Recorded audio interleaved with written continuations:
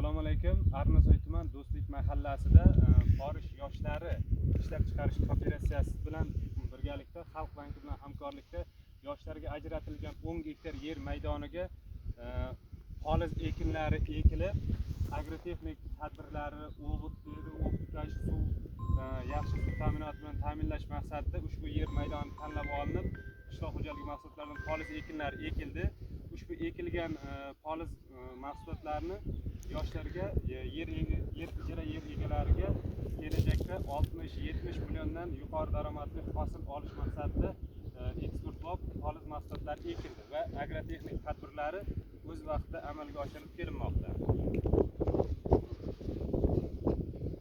Ushbu ekilgan mahsulotlarni biz ishlab chiqarish kooperatsiyasi bilan birgalikda hamkorlikda sotish ishlarini, ertaga eksport qilish ishlarini o'z vaqtida amalga oshirish ko'zda tutilgan.